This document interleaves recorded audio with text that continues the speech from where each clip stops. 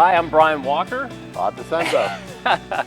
And welcome to the iGroup Technologies webinar for pre-treating and DTG. What we would like to probably cover today, if you have questions, feel free to chime in. Ask any questions that you might have about any of the equipment or products that we have. But I'd like to, pre-treating is so fundamental to the entire direct-to-garment process, yet it is incredibly overlooked most of the time. And I would say probably we see that so much, so many of the problems, probably about 80% of all the problems that we encounter with direct-to-garment stem back to improper pre-treating or not treating correctly, right? Or yes, and not understanding the actual garment itself, whether it's a blend, tri-blend, 50-50, country of origin, things like that as well. Yeah. So I guess one of the big things that we wanted to convey today is the importance of proper pre-treating, show you our products. We have products for the beginner to the advanced, as well as give opportunity to actually show you the entire process of pre-treating in the direct-to-garment printing market. Now, some of you are professionals, you've been around, you've done this forever, but I'm hoping that we can shed some light on a few things to help people get a better understanding of the DT industry and also how important pre-treating is. So for a lot of the people that are out there, they may not know exactly the breadth and the scope that iGroup Technologies actually encompasses. Right, right. Would you like to share a little bit about some of those? Well, iGroup Technology has a lot of different companies underneath it. A lot of you guys know that we have the pre-treatment machines. We have 3 different styles, the Mini, the 1000, and the Viper Max. We also make the Image Armor pre-treatment here in Ohio. We have the light shirt formula. We also have dark shirt for more mid-range shirts, and then the Ultra for the dark shirts when you're printing with white ink. We also manufacture the Rtp, which is a fully pre-treated shirts that I'm wearing today. You can print anywhere you want, front, back, sides, sleeves, anywhere you want. You can do multiple prints, and you only have to pre-treat. You don't have to pre-treat at all. Just simply heat press in the area you're going to print, and then go from there. Yeah. So it's sort of funny. The history behind a lot of this started out. We started making. I've been in the industry since, I hate to say it, the mid '80s, which makes me the old guy in the industry. Not the old guy in the room. Not older than me. Not the old guy in the room, but the old guy in the industry. Somewhere 35, 36 years now, something like that, but longer than I care to admit to. And we started manufacturing the pre-treatment machines, and then we just started vertically integrating, which was actually kind of nice because we understood and how the pre-treatment machines work and the application and the importance of it, which then led to our pre-treatments and allowed us to develop more knowledge and insight into how important really pre-treating is. Because originally, when everybody started, it was, oh, just dump pre-treat on the shirt or use a paint roller or something like that. And it's like, oh my gosh, you look back now and go, that was so archaic. Right. And then, because nobody really likes to pre-treat, we actually ended up creating the Rtp apparel, Right. which revolutionized and is going to continue to revolutionize, I think, the industry as we continue to evolve and grow that segment of the industry. The other thing too, Brian, with the Image Armor, I think a lot of people don't realize is that, you know, when you were developing the product to work, you kind of developed to work with most every DTG printer, with the exception of one that does a wet-on-wet application. So the pre-treatment will work on pretty much any DTG printer that you have. Yeah, mostly it's a universal product that works with the Ricoh, the Brother, Epson, any of the repurposed printers. like you said, pretty much everybody but the wet on wet guys. The wet on wet guys. So we'll just leave it at that. Yeah. What we could do is sort of give a rundown and show how each of our machines work. Okay. We'll start with the Viper Mini. The Viper Mini is, you look at this and you go, this is not a pre-treat machine. It's like, what the heck is this? It looks like a tricycle or something. And it's actually designed to, it's self-propelled. It allows the beginner pre-treater or the beginning direct-to-garment printer and pre-treating person to gain control over the pre-treating process, which is incredibly important. We've found that consistency, repeatability are a lot of the biggest issues that we run into, even when we were able to do trade shows, where, oh, I'm doing it by hand or this or that, or the biggest question, it's when you're doing it by hand, how much pre-treat are you actually applying? How do I find out? Well, that's the problem. You don't know. Yeah. And depending on the shirt that you're doing, you can't necessarily tell visually how much pre-treat is being applied to the shirt. Or if it's even. Or if it's accurately even, correct. So what we ended up doing with the Viper Mini, I don't want to call it handheld. It's actually hand guided. Hand assist, yeah, guide assist. Yeah, hand guided or hand assist, but it is completely motorized for motion by itself. The unit has an LCD touchscreen here for increasing or decreasing the amount of pre-treatment that is applied. So this directly controls how fast this unit will travel. If I push this button right now, it's going to spray all over our tabletop and run on its own. And we'll show you here in a minute how that actually works. And basically the little button up top here, that's what you press to activate the spray and the drive mechanism back here. These two wheels spin freely. This one is actually the drive motor and drive wheel here. So oh yeah, and I totally forgot, you can actually adjust the height up and down to adjust your spray width. And what that will allow you to do is go to a pocket size to an oversized chest. So you can go from basically here to clear out to here. And it gives a lot of versatility. We do have a chart in the user manual that shows how much pre-treatment is applied to the shirt based on the setting here, which you can see, I don't know if we're able to see that or not, but you can go up or down on this and change the amount of pre-treatment that's applied.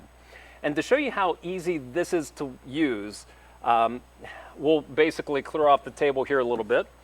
And one of the neat things with this is we include a little foam pad here for traction, and we'll grab one of those shirts. This is designed for the new pre-treating business or a mid-size shop, right? Because why would somebody want to use this, Bob, in a mid-size shop? It's like, well, that's kind of not production-oriented. Well, I've actually had people use it for specialty use where they wanted to do one long sleeve or one pant leg, and they would lay out 10 or 12 pant legs or a long sleeve in a row on a table with a towel, and then they'd run each shirt. And they were able to knock out 10, 12 shirts at one time with the Mini. Without having to take them on and off the trace. Yeah. So that's the beauty of it. So it helps the new beginner gain control over the pre-treating process, as well as mid-size shops in case maybe one of their machines goes down. Right. This is so small and compact, you can pull it off the shelf, plug it in, get the pre-treat in it, and it's ready to go. And it's great for doing like long sleeves, like you said, even sweatpants. Yeah, sweatpants. Anything that you want to be able to control the spray, but you don't want to maybe or can't get in and spray on your regular machine. So we'll go ahead and spray this, and you'll notice here that I'm positioning it. The nozzle sits out here. I'm just going to hold this out of the way, and I'm just going to gently guide. Let's make sure I got this straight because I did it earlier and I was in a rush and I was off to the And side. it will spray a little outward. Yeah, in front of the wheel. first. So it'll start right about there for us. But as you can see, I'm not doing anything. I'm just sort of guiding it, and you can spray as long as you want.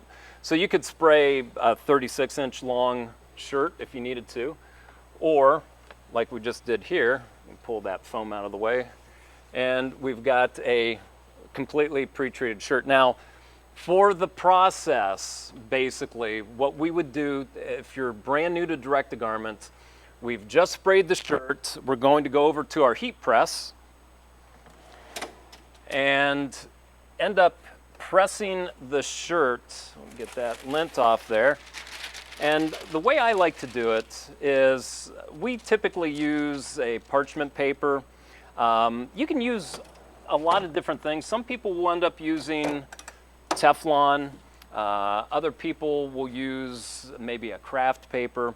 The one big thing that you don't want is the paper sticking to the shirt and you having to peel it up. Now, you'll notice what I'm going to do here is I'm going to let this breathe out a little bit. You can see all the steam coming off. I typically like to, oh, I got a little bit of a wrinkle in the shirt there. I typically like to let it vent out a little bit in between presses. That will help it dry a little bit quicker. And I will typically do 2 presses for 20 seconds at about 330 degrees. This is set to 350, 300 and some. Well, that's odd also degrees. dependent. That's also dependent on how much pre-treatment. If you're doing a light shirt and you have a lighter pre-treatment Correct. level on, or if you have a dark shirt, then you're going to apply a little bit more, or a sweatshirt. So the time that you have it under the heat press might be a little different depending on the level of pre-treatment you're adding to the shirt. Correct. So we've got that, and now we have a finished shirt that is ready to go. It's been heat pressed, ready to go and put under the printer, which we will we'll use this one later when we go to print some shirts on the Ricoh printer. So I'll set this off to the side.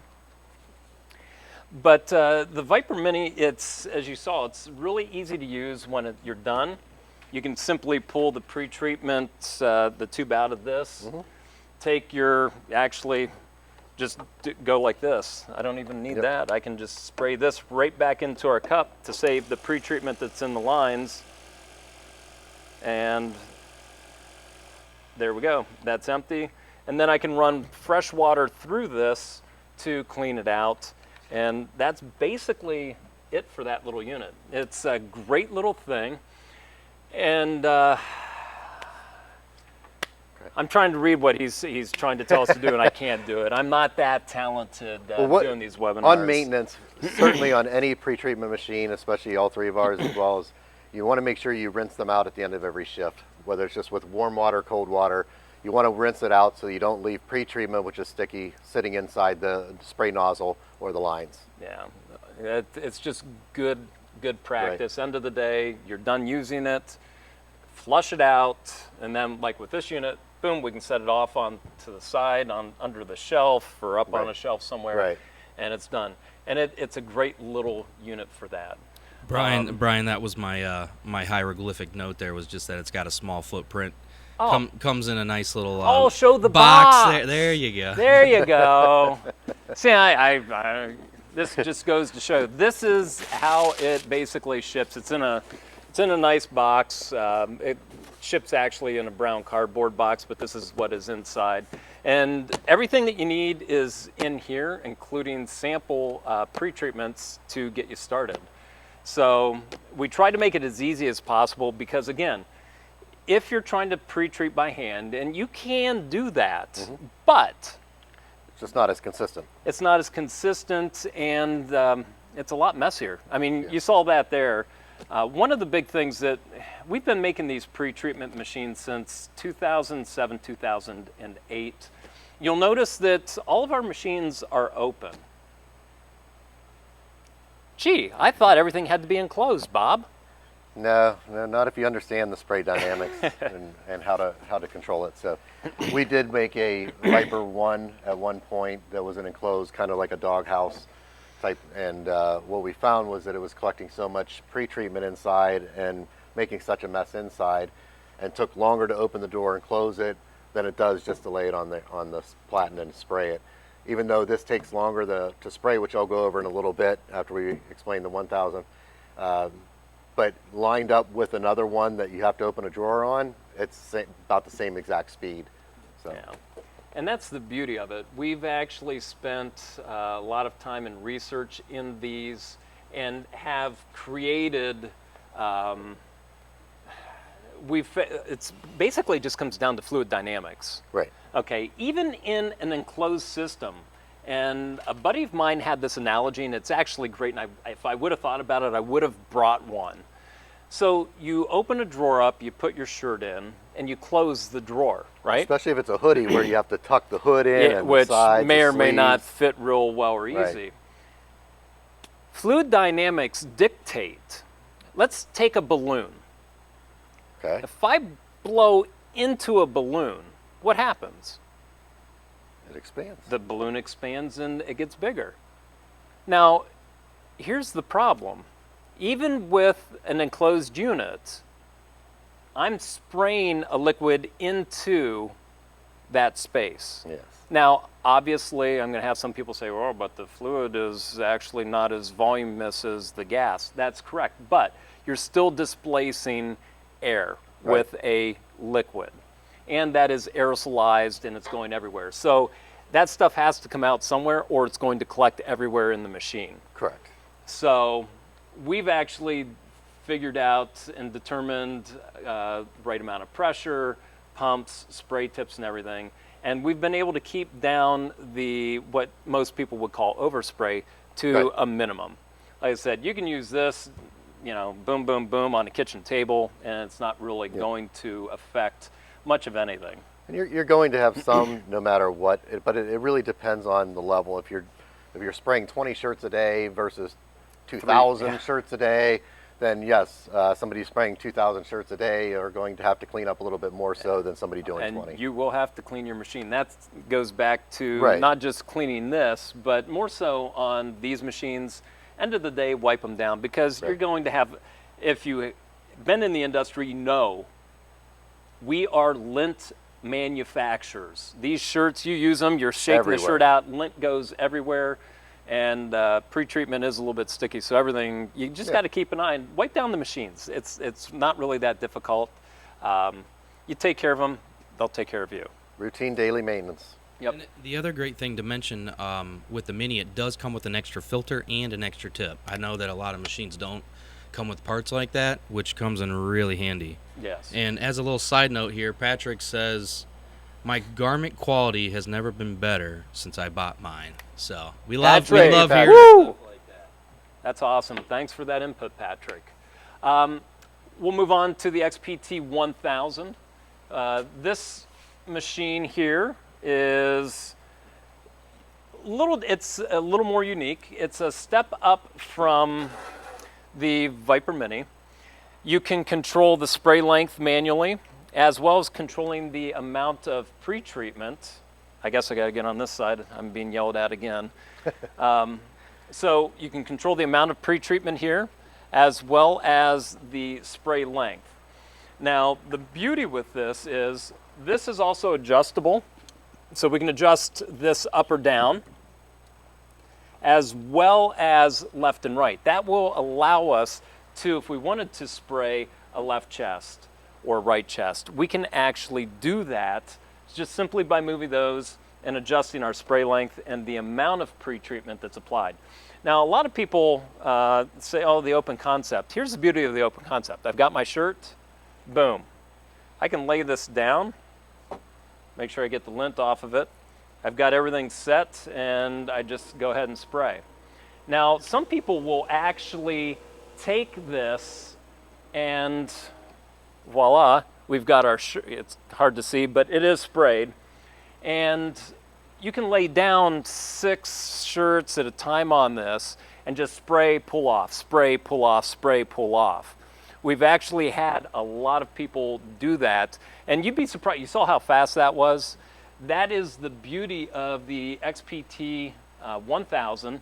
It's super easy to use. You just turn the knob, set the spray length, and set your spray amount based on the number of grams that you want applied, and we have a simple little chart that's located right on the machine.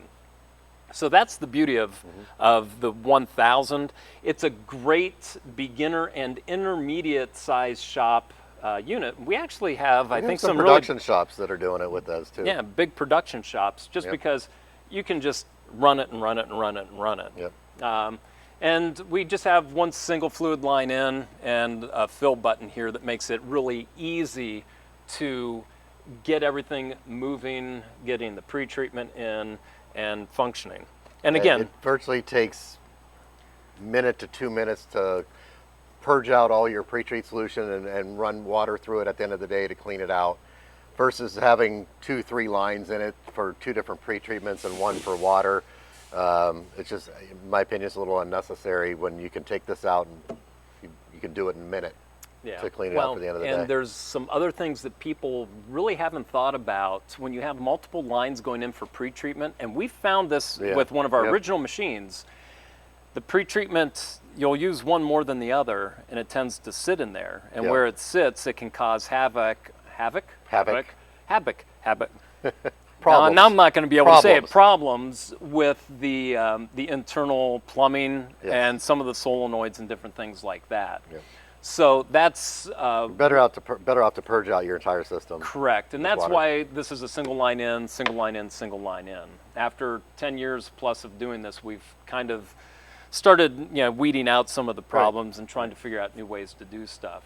So, I mean, as you saw, this is a really fast unit. And then what we also have is our Viper Max, and I'll let you talk about that a little bit.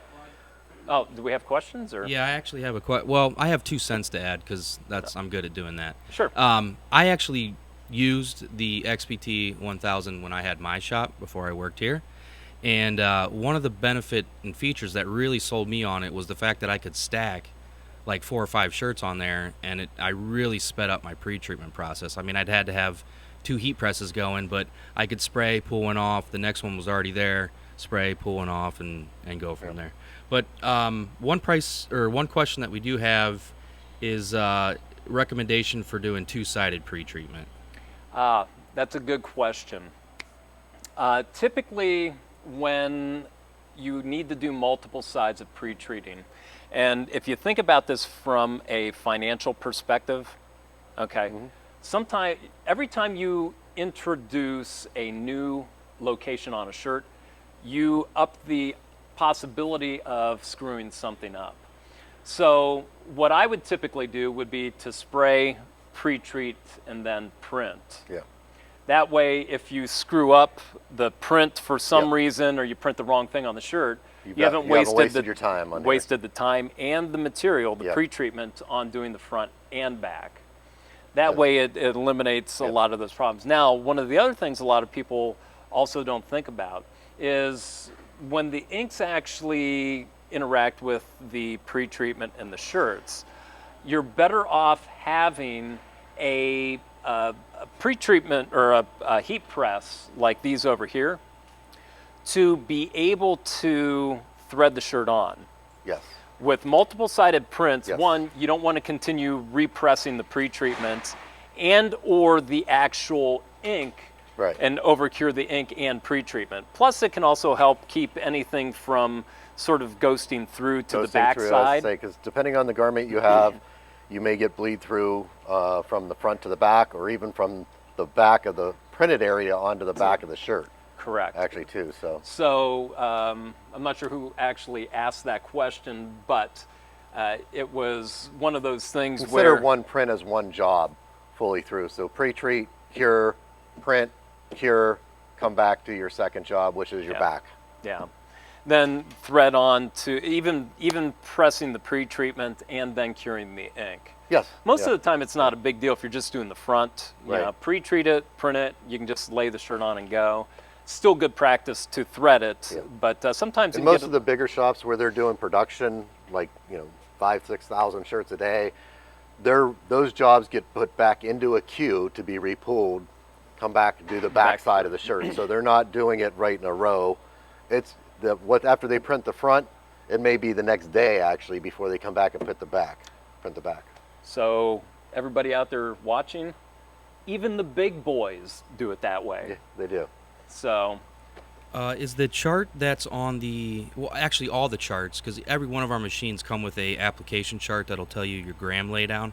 Are they available on the website? yes, Online? they are Yes. available in the PDFs The Max for and the use. 1000 have it on the front of it. Yep, and this is actually in the PDF, that the Quick Start Guide, which is on the website, and it's also in the box when we ship it. And most of the time, we're actually going to talk about that a little bit more in depth with this machine, Yep.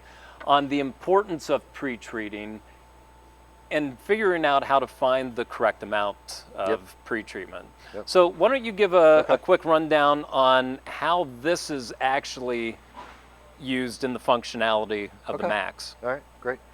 So the Viper Max is it looks very similar to the 1000. However, it is very much different.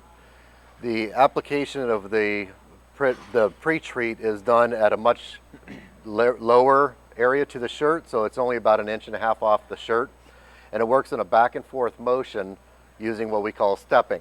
So it'll spray across the shirt, step down, and come back, and it will overlap slightly just to make sure that we're capturing every square inch of this shirt and applying the exact same amount of pre-treatment.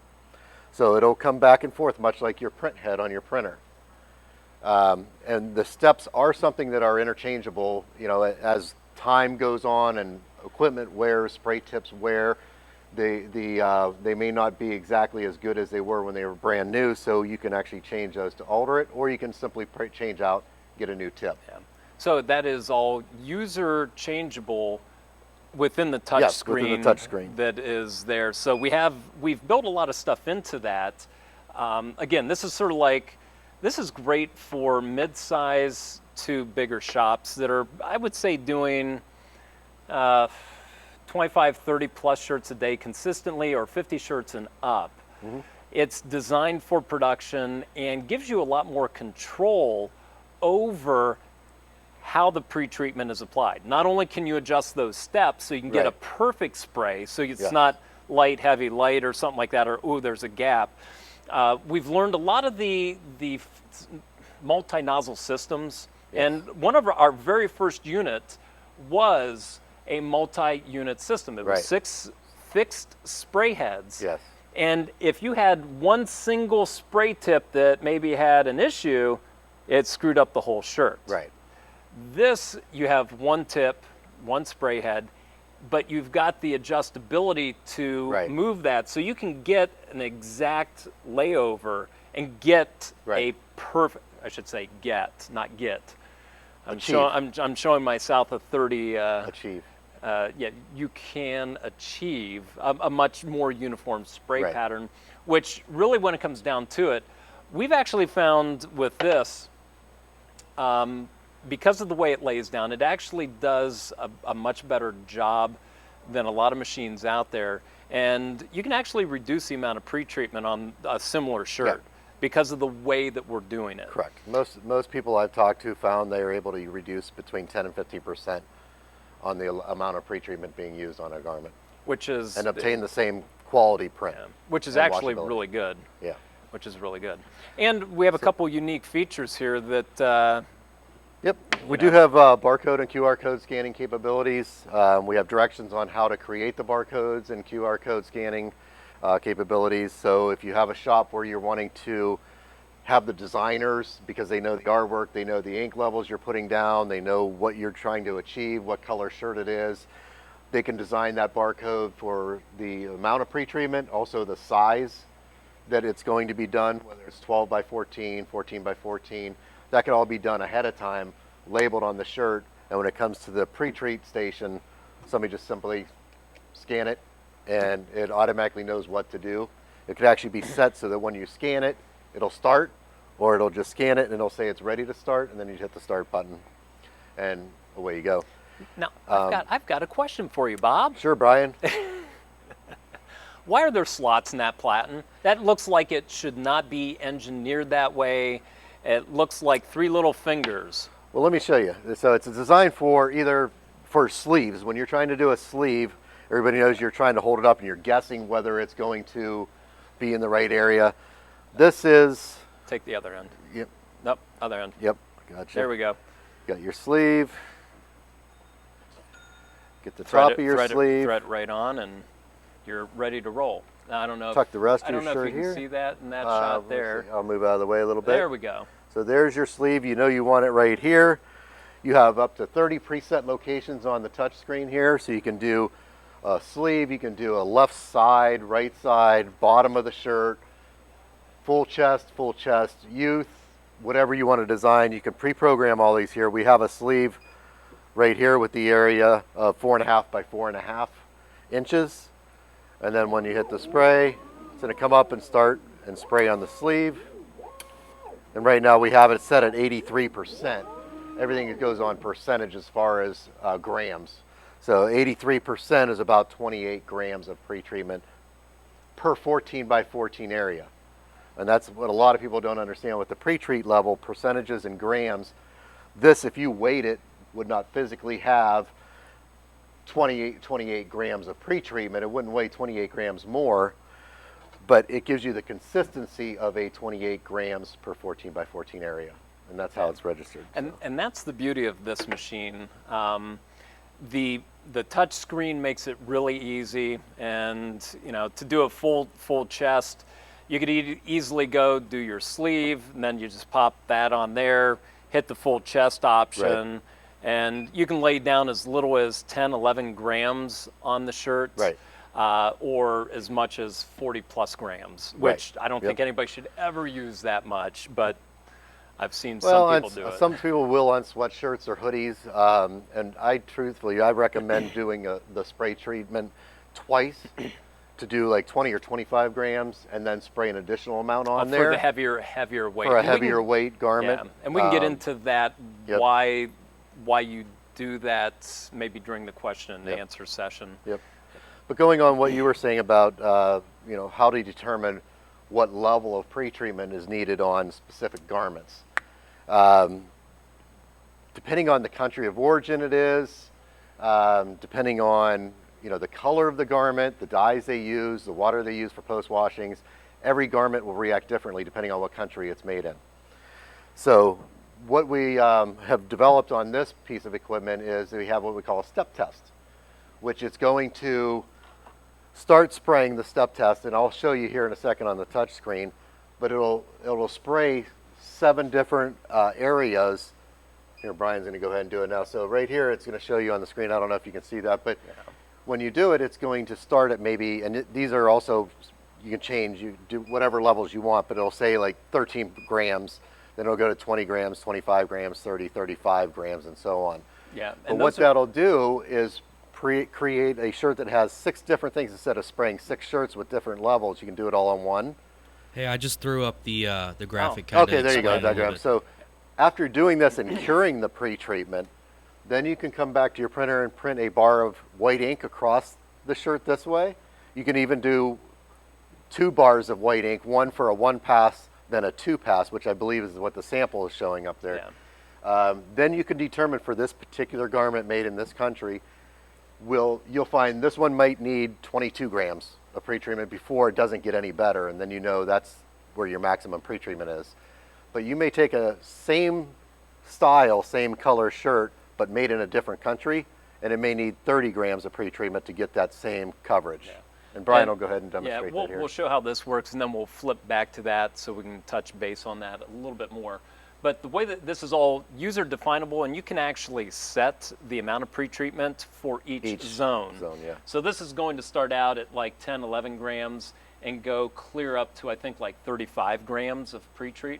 So all we do is we hit the test or the spray test start, and you'll see it just sprays a little narrow thing. And a lot of times what I'll do is I'll take a silver marker and just mark where the individual butt joints are for the spray. And that will then allow, so you'll notice as it continues through, It gets slower. It gets slower, which means it's applying more and more pre-treatment. All right, so while that's doing this, if Dean can flip back to that graphic, what we're going to look at here on the graphic that shows those 3 separate shirts? All right. So we did, and this article is actually on our website.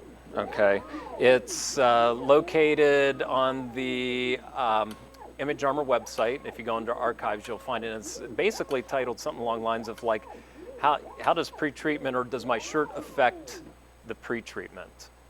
And shirt 1, 2, and 3 were 3 different brands of shirts. And those different brands of shirts, I don't know if you can actually see it's kind of hard on the monitor here.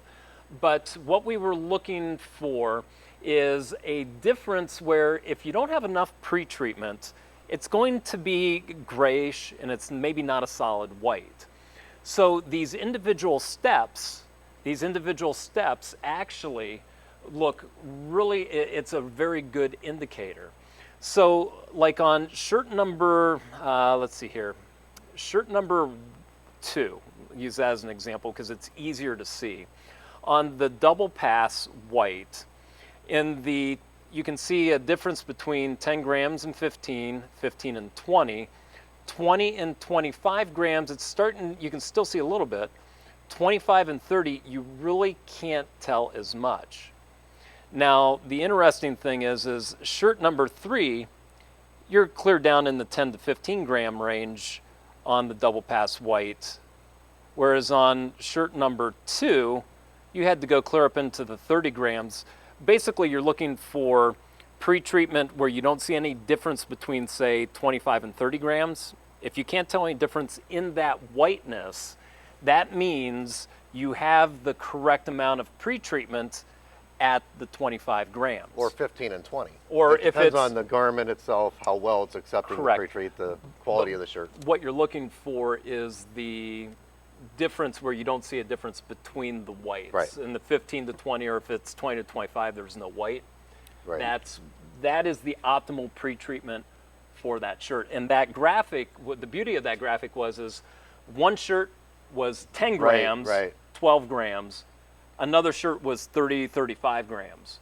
Same exact amount of pre-treatment applied, same exact printer setting, same everything, but the quality of the shirt played a huge role in the amount of pre-treatment needed to get a good shirt. Because you could apply 30 grams on that one shirt that only needed 10, but you're wasting a lot of pre-treatment, and it's going to have a different feel. And could cause some problems too. So, but that's why it's so hard when somebody comes to me and says, how much pre-treatment should I put on a dark shirt? Or how much should I put on a white shirt? Well, I can give you a general idea, but I can't tell you for sure because of that.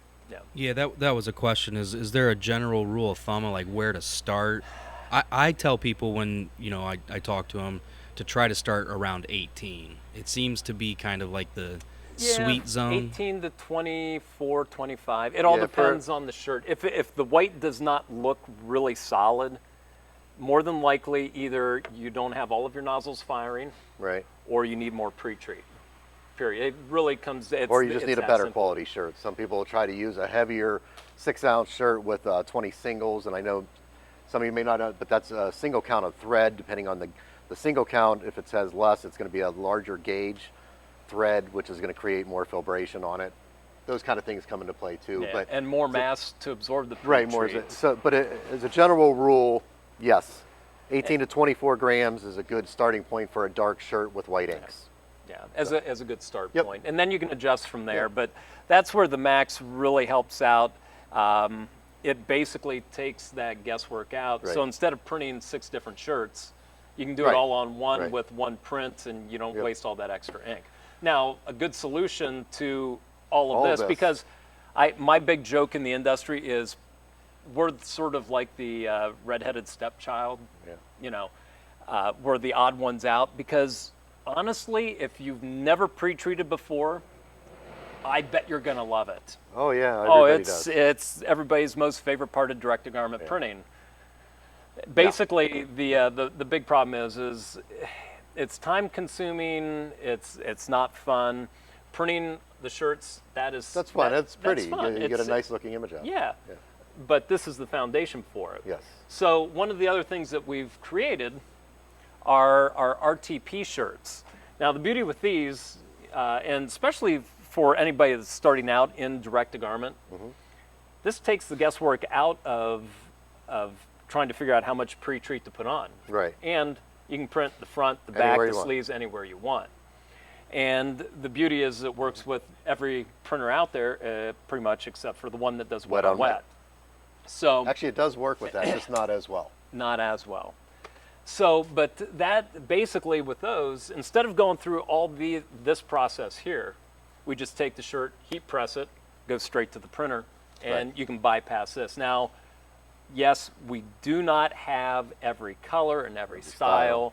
We are slowly expanding that. Right. But We're trying. But we were the first in the world to really introduce it on a mass scale. And we've got some really cool stuff that is coming out right before Thanksgiving, provided our shipping containers don't get lost at sea or totally we all know the back problems ordered. with that. So. But we will be introducing and have in stock our long sleeve shirts that are going to be fully pre-treated and ready to print. I'm going to jump over to camera 3 there because we have some colors and some cuts hanging up over there. You guys can show them off, and then we can Some roll what? cuts and colors. Oh, yeah. And I'll jump over to 3, and then we'll get into Okay. the Ricoh as well. Okay. Yeah. I don't know if you can see from. No. Barely. Okay. We Walk over a little bit. we actually do have 13 different colors. We've got your basic black, white, Right there's and good. we're right That's here, good. right? Yep. So we've got royal, we've got navy, we've got Kelly, we've got a charcoal, we have pink, which is great for the month of October. Gold, black, white, athletic gray, and we're going to use that one later when we talk about Oh, yes. why do you want a pre-treatment during the Q&A session. But we have 13 different colors, and it makes it a lot easier. Now, one of the great things, a lot of shirts, especially red, is one of those problematic colors when you are trying to pre-treat, and you can sometimes get a pre-treat box. It depends on the dyes of the shirt. This here is awesome because it is fully pre-treated, and you won't get that the pre-treat box. And that's one thing that a lot of people, when they try and do red the first time, it's like, I got this box and I can't get it away. Oh, and I forgot. We I'll also let do you have talk about those. We have the racerback tanks in black, white, and athletic gray. We also have the youth styles of unisex tees in 5 different colors: black, royal, navy, red, and what's the other one? Athletic color? gray, Athletic red, gray. That's navy, the other one, black. so. We do have some white coming. Yeah, we have some white coming as well. We're always trying to advance and jump as we can. We just can't jump into every style all up front. We have to make sure that everything's perfected. With the long sleeves, it took a long time to get that working. We also have some hoodies that are going to be a front coverage spray that are be coming in soon, well, hopefully next year, We've ready actually for time. changed so. that. They will be fully pre-treated. Oh, they're going to be fully Yeah. pre-treated? Okay, good. Yeah. So But I that was- won't be happening this winter. Okay, awesome. But we'll have that for next year. So, but we do have the long sleeves coming as well, and racerback tanks. We have those.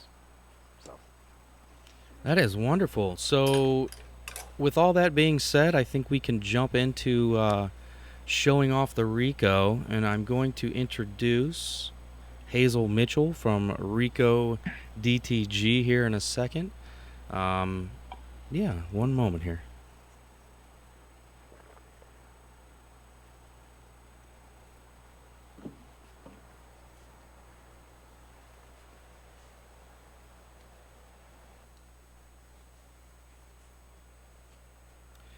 All right, Hazel, take it away. Hey guys, how's everyone? First of all, Brian, Bob, you guys did an excellent job. Thanks so much for doing that presentation. You guys are always a pleasure to watch.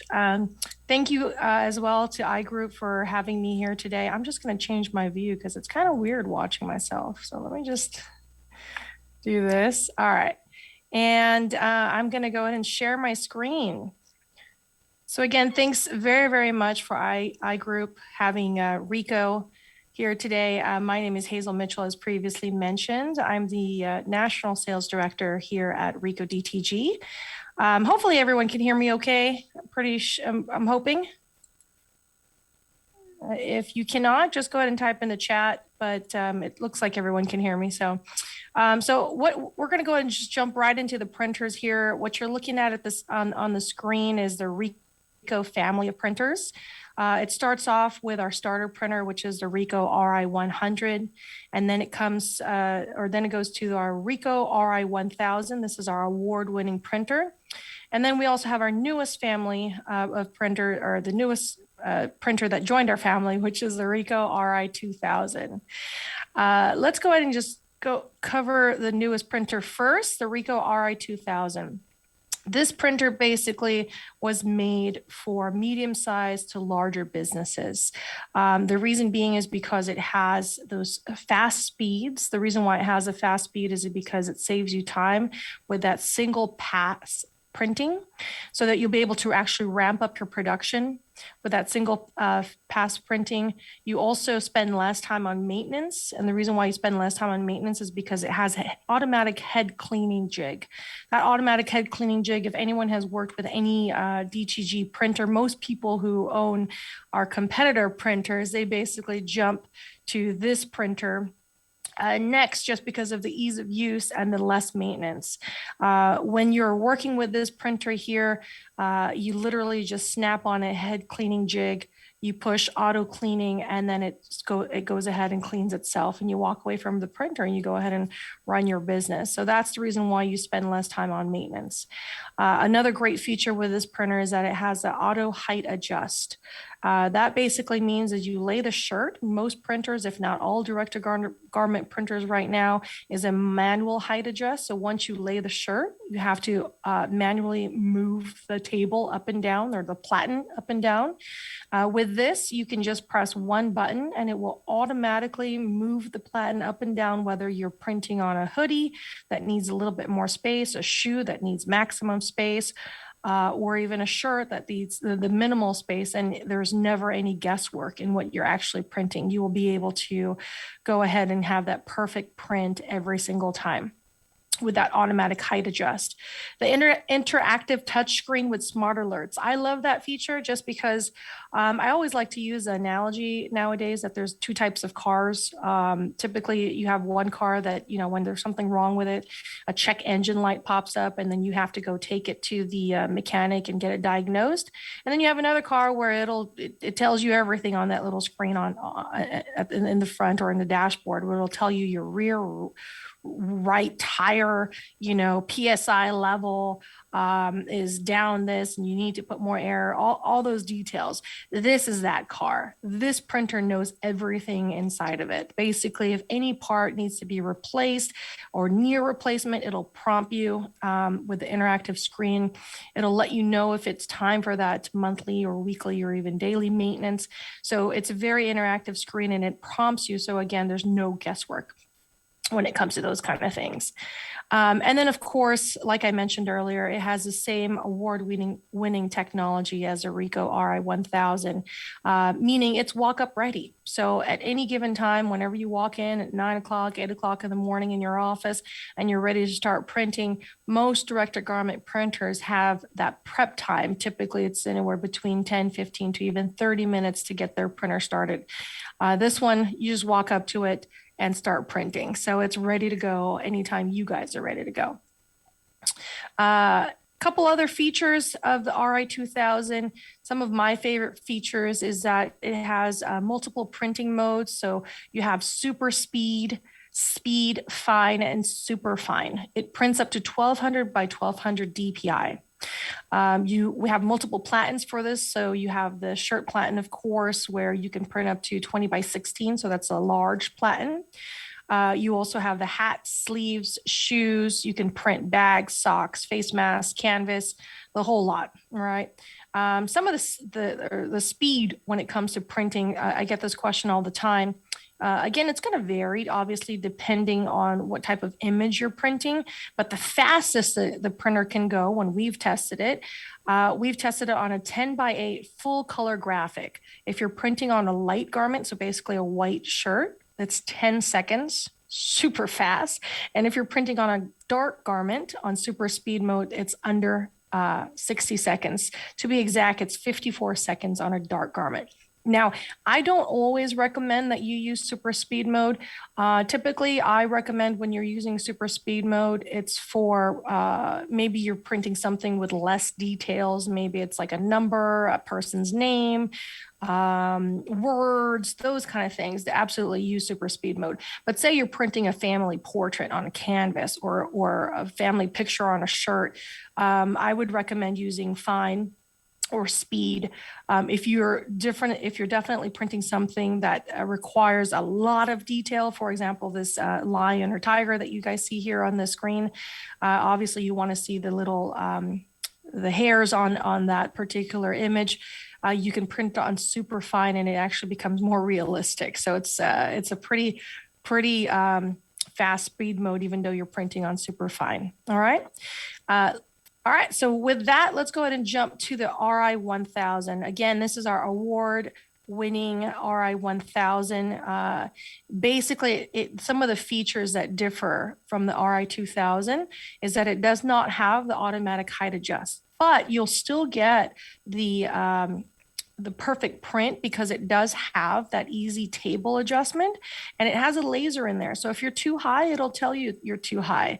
And all you need to do is really quickly just twist the knob that's right below that platen there, and just bring the printer down. It also has an adjustment with the machine, so that if there is if it's too high, it'll tell you exactly right when it's on a perfect height. It also prints 1200 by 1200 DPI, so you're going to have the sharp, vibrant images.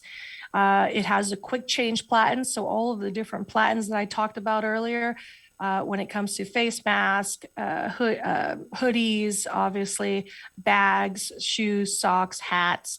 The Ri-1000 also has that. It also has the upgraded touchscreen controls as well. So with that 7-inch touchscreen, you'll be able to have those same smart alerts, and it'll also let you know if there's anything wrong with the printer, or if it needs to be maintained, or if there's any maintenance due. It'll also let you know when it comes to those items. So again, we've won an award with this just because of the smart technology and its walk-up readiness. Now with the Ri-1000, we'll jump right next to that is our Ri-100. Now this is our baby printer. A lot of our customers, they have both of our printers. The reason being the Ri-100 and the 1000, the reason being is this is the portable one, they say. So essentially this is the printer that if you're doing trips and you're doing say fairs and birthday parties. I mean, I've seen them all. This is the printer that you want to work with. Also, if you're just doing small type items, such as baby shirts or onesies, those kind of things, this printer is perfect for that. As you can see there, they're actually printing right now with the Ri-1000. Oh, they switched back, but that's okay.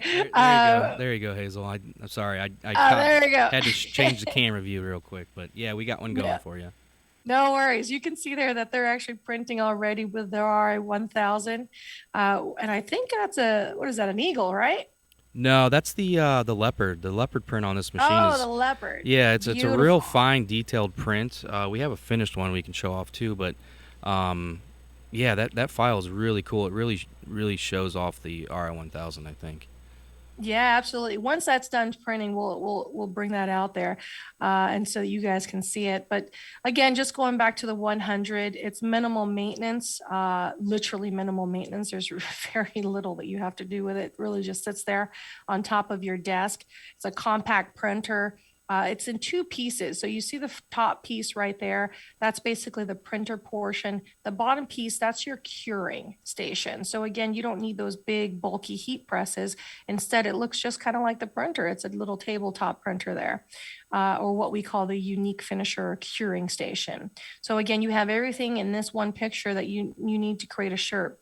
Now, the biggie here with this one is that it does not have white ink. So you cannot print on any dark colored items. Okay. So basically a black shirt. But you can print on, say, a red shirt with black ink because this does have your basic CMYK print. All right. So again, this is the Ri100 for those who are starting or just want to dabble into getting started in direct to garment printing. This is an excellent printer to start with. All right. Last page that I have here is I always have this question, or this question always gets asked, is which printer is right for me? You know, I always answer is a printer is really dependent on what you want to do with your business. And obviously, in order for you to know what you want to do with your business, I always recommend having a business plan. So essentially, and any one of these printers here, whether you start with the Ri100, 1000, or the 2000, we do have a lot of beginners that start off with the 2000 because they do have a lot of customers already that are asking for business. You know, it just depends on how much shirts you plan on printing. So for example, with the Ri100, if you sell 300 shirts, it pays for itself. With the Ri1000, if you sell 650 shirts, pays for itself. And then of course, the Ri2000, it's about 950 shirts, and you've already made your return on investment there. All right, so it looks like our Ri1000 there is just finishing up on the print of that leopard. If we have some questions, I can answer that. Oh, there's my Vanna White or Brian Walker showing the print there.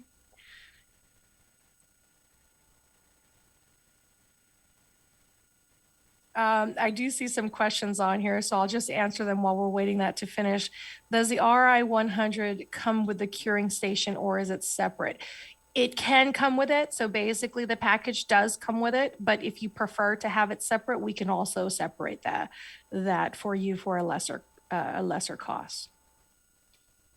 Oh, somebody had made mention that they can't see the this because you have your screen share on still, but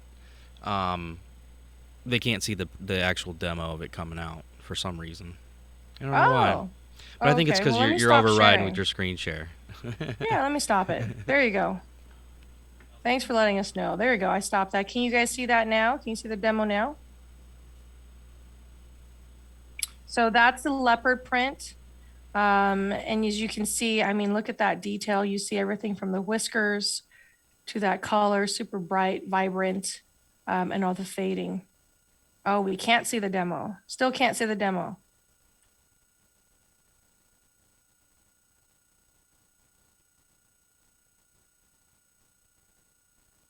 They have to not be talking. Oh. All right. Well, apologies, guys, that you guys didn't see the demo. For those, of course, we're live, so there's some hiccups. Of course, if you guys have any questions or would like to see a video of the demo, that's definitely not a problem. Go ahead and message RTP or message myself. Send us we'll have your emails. We can absolutely share a demonstration of the video with you guys. All right. It says here, person with the shirt needs to talk. That's my Vanna White. Well, that's all right. Thank you so much, Hazel. I think, I don't know. We're figuring this out as we go along here. People in the chat are kind of helping us do some technical questions here, but I'm going to switch it back over to our live view and see if this works. And then we can field a bunch of questions here. All right. What's our view now, everybody here in attendance? Well, if anybody does have I see any Brian and Bob. questions, please feel free to ask. We'll try to have an answer. If we don't have an answer, we will definitely get back to you. Looks like we have at least one question. Oh no, we got several. Oh, We got several. we only agreed to one. I'm out of here. All right. Thanks. So let me just go down from the top here, and All I right. think we can kind of rapid fire these and get things get everybody's attention. Let's price for the Mini. Price for the Mini. Well, we should start off with the fact that we are going to be giving away one Mini, and do you have the details on that, Dean? Yeah, so, and let's just get this out of the way. We'll mention it again at the end, but everybody that's here, please like and subscribe on our social medias, and more specifically, our YouTube channel. So it really helps us refine these things, work out the hiccups.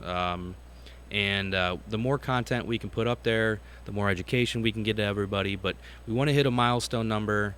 Right now, we're pretty low. I think we started iGroup with very, very few subscribers. But once we reach 1,000, we are going to be giving away a Mini to any single one of those 1,000 subscribers. Yep, that we are going to do. So with that being said, typically the Viper Mini is $14.99. I'm 95. I don't even know what day is it today.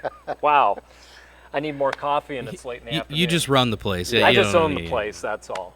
But $14.95 comes with quart sample pre-treatments and everything you need to get up and going. I do believe that Ricoh is doing an offer with our pre-treatment machines, and we can sort of let Hazel talk about that. Right. But if you're just going to go to a distributor, buying it directly through Ricoh, through us, wherever, typically is $14.95. Correct. I can chime in with the Ricoh Special. Can you guys all still hear me? Waiting for the chat. Somebody should pop up in the chat, and I think yes, they can hear you. Okay. We're good. Great. So the feel Ricoh like that. Special You is ever seen Shark's basically if Tale? you buy a mini, Viper Mini, you will get 2 free gallons of pre-treat along with 12 free blank shirts. That was really interesting, Brian, that dance move that you just did. You're still on video, by the way. They hear my voice, but see you're dancing. I didn't know that you were on there, Marie or Hazel. No problem. All right. So next question, let's pop in here. How does pretreatment affect the color of the shirt, like for oranges and reds? If I use dark pretreatment on an orange shirt, they almost look kind of burnt. It depends. The dyes that are used in a lot of the shirts, typically, how do I want to say this? You can use some shirts and they work out really well. A lot of the less expensive shirts, they use lesser quality dyes, and they also can cut out some of the processes during the manufacturing process of the shirt, which can leave residual chemicals and just stuff on the shirt that reacts with the pre-treatments. Typically, oranges are the worst, charcoal's bad. Charcoal. Reds, Baby blues. any of the turquoise blue, Yep. baby blue type stuff. And a lot of times, if you use a higher quality shirt, it's not as big of an issue. You can reduce it by reducing the amount of pre-treatment applied and also trying to not overcook the shirts, because Correct. that can also cause a problem. But Yep. a lot of the times, that's mainly why I don't recommend, oh yeah, but they've got 8 million colors. Yeah, they got 8 million colors on a cheap shirt, and that's part of the reason why people have issues, is because it is a cheap shirt. Yep. I always recommend for any new starter or even people that have been in it for a while to try to limit the amount of SKUs and manufacturers and brands that you're actually using. versus open book where you say, hey, bring me whatever shirt you Yeah. want, or tell me whatever shirt you want. You've never even printed on it before, and now you're trying to figure out how much pre-treatment to put on it. Or here's my shirt. Yeah, Print here's it. my shirt, yeah. And it's like, whoa, never done that shirt before. So- Don't know what the correct setting is. I guess the answer to that question, I would suggest maybe trying a few different brands that have colors that are very similar to what you're trying to achieve to see if you get a better quality pre-treat, cure, print, cure than you do with the other brand. Yeah. And one of the big things too is when you're first starting out, focus on the basics. Get good at doing black. Work on athletic grays, the most popular colors. Yeah. Burnt orange. Yeah, no. It's that I would not recommend doing that. Safety greens. Yeah, well, safety green. Another question. Do we have a price comparison chart for pre-treated garments versus doing it yourself? Yes. Actually, we wrote an article on that. I believe we put that up It's on the RTP website. And on YouTube. And I don't know if I believe did it's on that. YouTube. Did I do a full thing on YouTube? I don't even know what I think we've there, done there so is far. there is a video on there. A price, what's it cost to pre-treat? Yes. Yeah. And It's a great video, actually. And that comes down to, again, the quality of the shirt that you're using. What a lot of times people don't realize, and you've seen this as you've been out in the field. Let's take a lower quality shirt, lower single count, like you were talking about before, versus a nice high quality 30 or 32 single shirt. Right. The higher quality shirt is typically going to be a thinner shirt. Yes. But it's also going to give you a smoother surface. Correct. And typically you can apply less pre-treatment because there's less fabric. So more of the pre-treatment is going to be on the surface of the fibers, and then it gives you a better, smoother printing surface for your ink. Right. On those heavier garments, it's going to soak up more pre-treatment. So my general rule of thumb, It has to carry across each thread that's thicker, which is a bridging, and that causes cracking. cracking and everything else. So you have to apply a lot more pre-treatment to fill those ridges, sort of like on the knuckle Yeah. of your hand. You've got the hills and valleys of the threads. So my typical response to this would be a higher quality shirt, lighter weight shirt, typically will require less pre-treatment than a heavier weight shirt. A lighter colored shirt will require less pre-treatment than a dark shirt. And those are all sliding scales. You could have Right. use less pre-treatment on, say, like an athletic gray on a lower quality type shirt. Right. But on that same shirt, on a good quality shirt, you might be able to use half that amount of pre-treatment. Yes. So it's sort of a sliding scale when it really comes down to it. Yeah, and also with blends, a lot of people are trying to do the same type of pre-treatment process with a 50-50 or a tri-blend as they're doing with a cotton shirt, and that's you can't do that. You have to alter the way you're applying the pre-treatment, the amounts of pre-treatment you're putting on them. Typically, you might want to add a little more, but one of the biggest factors is if the polyester is dyed or not. So, like in your athletic gray, where sometimes the polyester in the shirt really isn't dyed, it's acting as that heathered kind of look. Yeah. That doesn't give you nearly as much problems as if the dye or the polyester fiber is dyed. And that brings Because that brings in the migration issues and everything else where it wants to bleed into your inks as it's being cured at higher temperatures, which has to be done in order to cure the DTG inks versus, the dye. So. Great answers, guys. That was very informative. actually sound like we know what we're talking about. That's half the battle, right? Can you let the garment air dry rather than pressing? For the pre-treatment, Yes, yeah. for pre-treatment. You can, but I always recommend to heat press prior to printing. I would prefer it being done when the shirt is moist. So maybe to let it dry for so long and then heat press, or if you're going to run it through an oven, that's fine. But most people that are using a conveyor oven still do not fully pre-treat or fully dry that pre-treat. They'll still run it through the oven at a certain period of time so that it's somewhat damp coming out. Then they'll hit it with a heat press for 3 to 10 seconds, depending on what their process is. Everybody has a little different belief on that. But by being wet or moist, it's going to help the fiber compress and stay down versus being dry and wanting to pop back up after heat press. And fibers are not your friend. Yeah. Now, if you're eating food, fiber is good. Right? Yes. All right. Now I have to pick on him because he's the old guy in the room. Yeah, Grandpa Not Bob that over there. old. Older. Older. Yes. There's a question here. It's worded kind of funny, but I'll kind of get through it here. They're talking about switching from light to dark pre-treatments. Like, do you have to flush it out? Should you flush and not mix the pre-treatments? It should be flushed out. The reason for that is typically with any white ink or dark shirt pre-treatment, if you do it on a white shirt or light color, it can really discolor, and there is the potential for UV discoloration.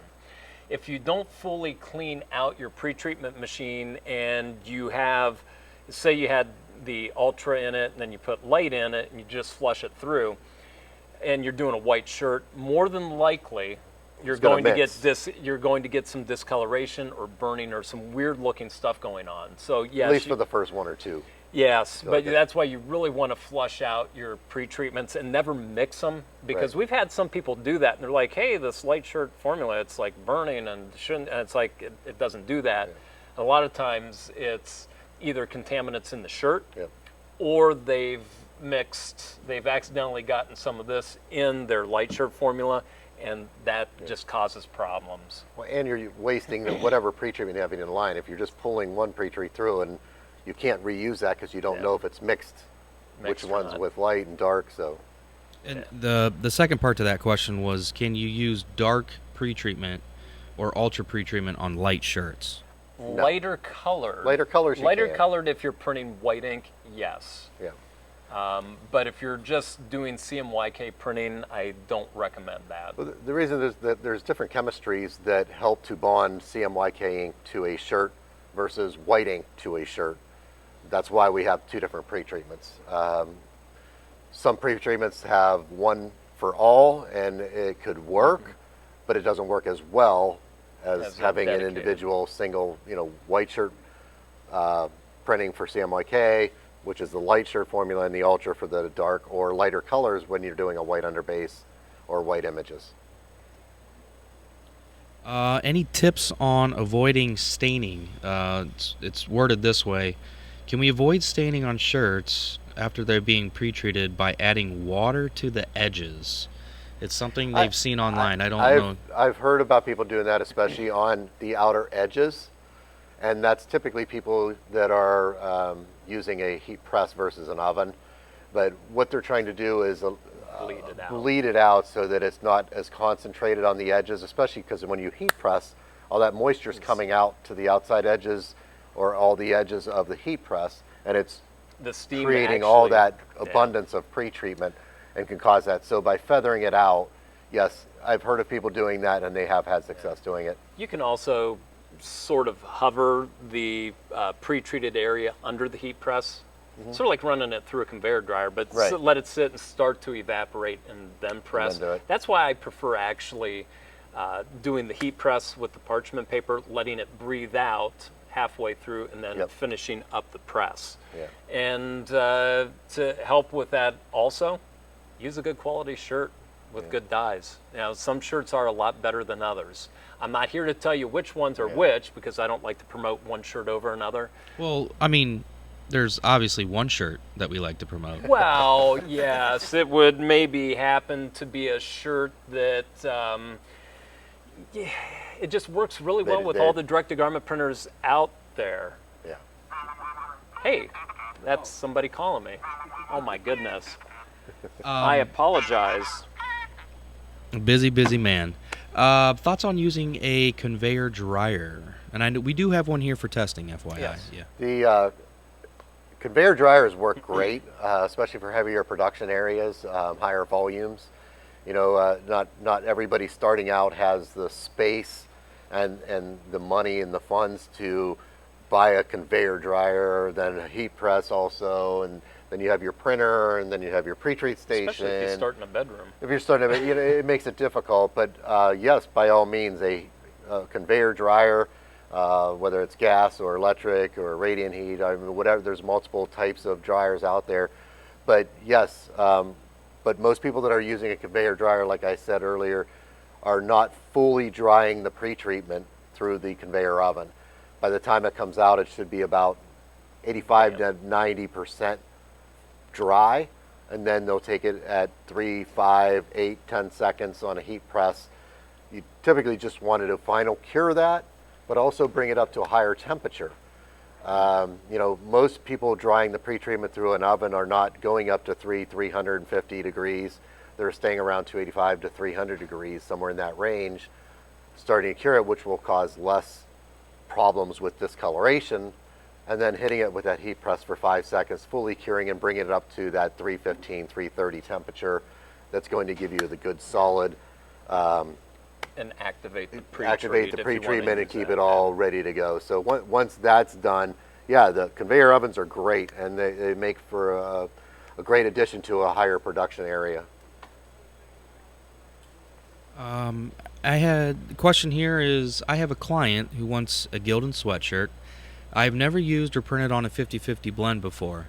How do I go about testing a new fabric for a first timer for somebody that doesn't own a machine or a Viper, or I would assume that they have a hand sprayer. That sounds like the woman that I spoke to before the show started that was going to be on here. I think if it is, they're actually ordering a Viper Mini, and that is on the way. But what I was alluding to was that the Viper Max, being able to do the step testing on those shirts, because outside of trying 6 times at different levels, different pre-treatments, different ink sets, what level of ink are you going to do? Are you going to do the fastest, or are you going to do the highest quality? Those are things you have to test out when you're starting out with a new shirt that you've never done before, especially if you're new to DTG. That even emphasizes it more. And it is Halloween, so be prepared to sacrifice a shirt or two. I always said that when you're stepping into a new job on a shirt that's, somebody says, hey, I need 20 shirts done on this hoodie from Cotton Heritage. I've never had it before, never tried it before. Always add in some extra dollars to buy a couple extra shirts, so you can do certain areas of that shirt with different pre-treatment, and always do a wash test to see how it's going to wash out after you've done it with different levels, because it may look good, but it may wash out, and that means you may have to add more pre-treatment. So and on top of that too, look for the higher cotton content. For the face of the instead of a 50-50, try to go to an 80-20. The higher the content, or the higher the cotton content, will make it a lot easier, especially if you're doing a colored shirt like a red or something like that. If you're trying to do a red 50-50, that's good luck. That's not exactly one of my favorite things to try to do. If you haven't done it before, it's going to be difficult to get to that point where you're comfortable. And get a nice white. That's a great parlay into the last question we got here. Well, at least last question for now. But what level of knowledge do you have to have for pre-treatment when you just start? This person just got a Ricoh printer. What's the level? What's the learning curve? I guess with getting into pre-treatment pre-treating and getting a pre-treatment machine. Yeah, just pre-treatment I have found is sort of like a side note to the industry, which is really a disservice, because pre-treating is the most important part of DTG. So printing. important. I think Brian touched on it earlier, where he said that a lot of the problems are stemming from the pre-treatment versus the printer. Listen, I don't sell printers, but all the printers, the main printers out there, do a really good job, as long as the foundation is laid properly, which is the foundation being your pre-treatment, how you pre-treat, how much you pre-treatment, knowing the garments that you're using. That's why I always said limit the amount of SKUs that you're offering your customer base. Instead of having 5,000 SKUs with all these different brands and colors and the things that you've only done once, and now somebody comes to you and says, I want 200 of them. Now you got to relearn all that again. So, one of the neat things that we also do with Ricoh is we include, I believe they we send out packages with stuff that have some of the RTP shirts in the package. So when they get their printer, they're able to take those, heat press them, stick it in the printer, print it, and they can go, okay, this is how that looks good. You can use that as a guide then. Exactly. And say, okay, if I'm pre-treating, same kind of shirt, so same, at least a 30 single, black, high ring spun cotton shirt. As long as you're pre-treating it properly with the image armor, you should be able to obtain the same great prints that you can get with the RTP. Correct, and that's a good point. So as far as the learning process, you have a foundation or a base as to where you started. We know the printer can do this, and we've actually had some people and technicians use this. Oh, hey, your printer, it's not printing right, and da da da da da. They go on and on. It's like, well, take an RTP shirt. Remember we printed that first one? Yep. Put it in the printer and print it. Well, that looks great. Okay, if the print looks great on the RTP, printer. It's not the printer. Right. And a lot of times it really isn't necessarily the printer. Like you said, it comes back to improper pre-treating. But trying to spray by hand versus using a machine, this is not sexy at all. Right. This is the black sheep of the family, the redheaded stepchild, whatever analogy you want to use, but it is one of the most important aspects. It's the foundation. It's like primering drywall. If you don't primer correctly, or primering a car, then it soaks in. It does all sorts of weird stuff. Yes. So that is probably one of the biggest things is learn to pre-treat. If you're doing it by hand, that's great, but this will make life so much easier and more consistent, which is what is needed when you're trying to run 1,000 shirts or two shirts. Yeah, either way. A question about curing ink. Should the pressure be medium or heavy, or what's the recommendation there? I will use this. Work off of the manufacturer's recommendations. Yes. Basically, pressure, okay, if I relate this to a transfer, it's time, temperature, and pressure. So basically, as long as the ink reaches the curing the temperature at which everything binds and gels together correctly, to put it in simple terms, that is what you need. Now, the funny thing is that can take sometimes several minutes, or it could be done in as few as 15 seconds based off of temperature and pressure. The higher pressure you have too will also it'll force it in, but it also advances the time, or the time that you'll need, or it'll decrease the time, because it's the more pressure you have, the hotter that concentration is going to be. You're basically shoving it in. You're transferring the heat via pressure. But like you said, I would recommend, if you have a Ricoh printer, then I would go to Ricoh and ask them what it does take time and temperature and pressure to cure your inks versus somebody else's. Yeah. And typically, if you're using too much pressure, you're going to be flattening it and shoving the CMYK into the white, and that's not necessarily good either. So unless the whites are cured all the way. So. But hope that answers your question. All right, we're rounding the hour and a half mark here. I got one more question that I don't know if you guys noticed, but it made me smile. I saw that and I went, uh-oh. Well, Brian, you can choose to answer this question or not. This person says, I do not have a DTG printer yet. Would image armor work with sublimation? No. Or DTF?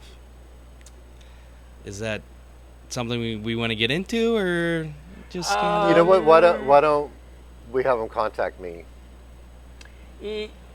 We will be doing, I'm sure, some additional announcements and videos on this. Oh yeah, we have lots and lots more coming. That's why I want people to subscribe to our YouTube channel. Stay posted on all of our subscribe and like button. All of our social channels. Stay in the loop, because we're always dropping tons of information, really cool things. We like to drive this industry forward. I think on that note, I am going to get Hazel back. Well, first off, I do want to show the I want to show the print that we had that people weren't able to see. Oh, the white 50/50 for the light pre-treat? Oh no, Or yeah. the shirt over there. Yeah, that was because we were having some complications there, but that was something that we did printed live out of the Ri-1000. Oh, back up just a little bit. There you go.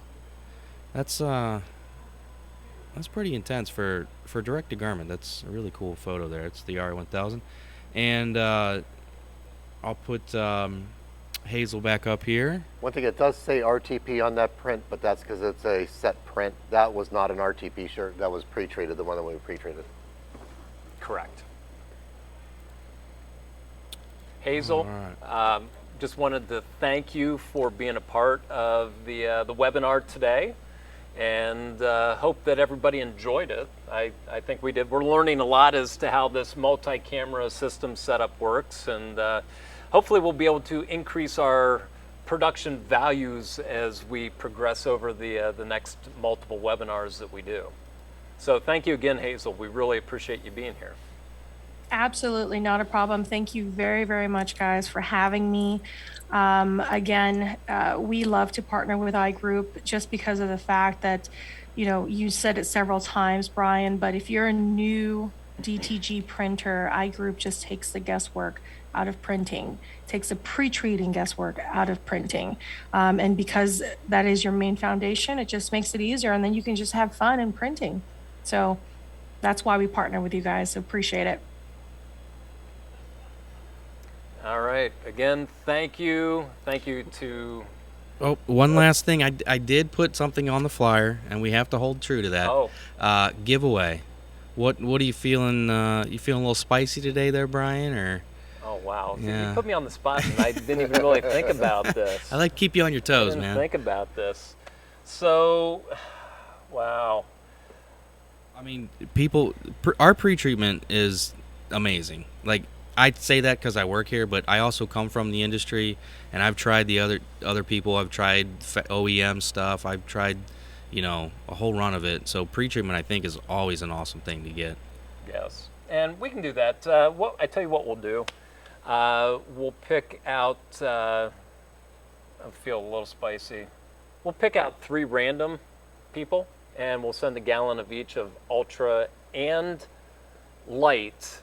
If they let us know what printer they're using, and if they don't have a printer yet and they're going to buy a printer, one of the Ri-1000 or the 2000, let us know in the comments, and what we'll do is we'll pick 3 people at random. Make sure you include the printer you have. Let us know if you have it or you're looking to buy it, and then also your shipping address. And we'll pick out 3 of those at random and make sure we get some stuff shipped out. And you just send it right to me. It's Dean, DEAN, at igrouptech.com. So, again, you know, I'll wait till the end of the day and see a couple ones that come in. Just title virtual trade show answers or something like that. Something with virtual trade show in there, and I'll vet those emails, and we'll pick 3 winners there. Awesome. So, any closing words there, fellas? Outside of, we appreciate everybody attending Absolutely. the webinar, and always look forward to getting the questions and trying to answer, and also trying to advance the industry.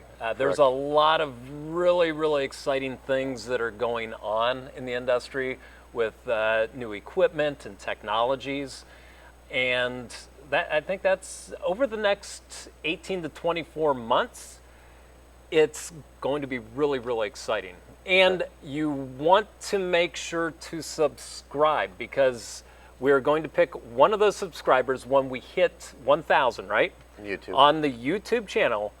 Subscribe, hit that like button and subscribe, and we're going to pick one of those 1,000 people. Yep. And they will get a mini. Get a mini. And even if you already have a pre-treat machine, it's a great unit to have as a backup. Backup or on an the addition, shelves. yeah. Yeah. So you don't have to, you know, clean out a machine. You can just grab and go, or you can put an extra person on doing stuff and have extra people printing. Yep. Pre-treating. So we appreciate it and look forward to seeing you next time. It's Bob and Thank you all. Brian, and it's Image Armor, iGroup, RTP We're the pre-treat Viper. guys. And Yep. Viper, yeah. Yes. So we'll see you next time. Thank you. All right, everyone, that concludes the 2021 virtual trade show hosted by iGroup Tech. We want to thank our featured speaker, Hazel Mitchell with Ricoh DTG. We want to thank everyone that came into attendance. You guys really help us do these events, keep us on our toes with all the questions. We love answering. We love driving the industry forward, and we look forward to continuing to be revolutionary in what we offer. And at any time, feel free to reach out through all of our various channels with any additional questions, pricing, who we're working with. There's a lot of distributors that we work with very closely, and we can get you taken care of. The main thing that we like to focus on is your success in the DTG industry. So once again, thank you for attending, and we look forward to seeing you at the next one. Thank you.